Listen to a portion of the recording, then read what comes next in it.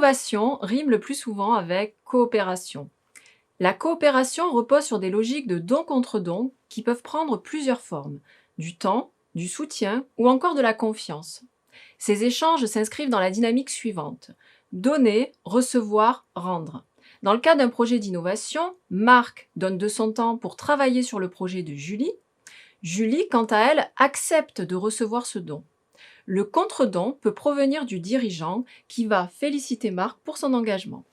Ces relations sont présentes dans de nombreuses organisations et encore plus sans doute dans les PME en raison des proximités qui les caractérisent.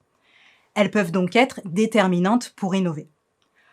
Comment alors les échanges de dons entre le dirigeant et les salariés agissent-ils sur l'innovation en PME? En nous intéressant au cas d'une PME, nous montrons notamment que le dirigeant formule une demande de don implicite pour susciter l'engagement des collaborateurs dans un projet d'innovation. Les collaborateurs acceptent alors de relever le défi en espérant obtenir des contre-dons en retour. Or, ces contre-dons ne sont pas rendus par le dirigeant ou ne correspondent pas aux attentes des collaborateurs.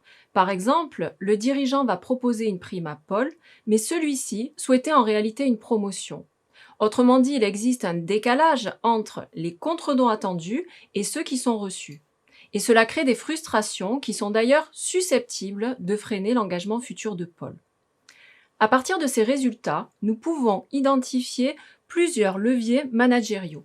Le premier, donner du sens au projet d'innovation.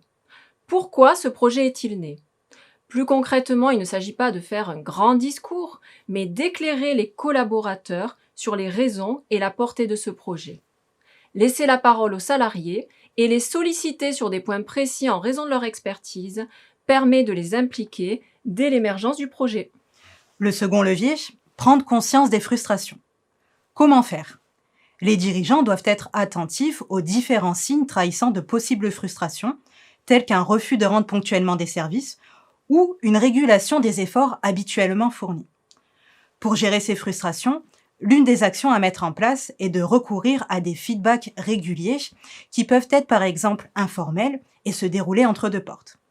À l'inverse, ignorer les frustrations peut être source de tension et dans certains cas, peut même aller jusqu'à tuer l'innovation. Merci et à très bientôt.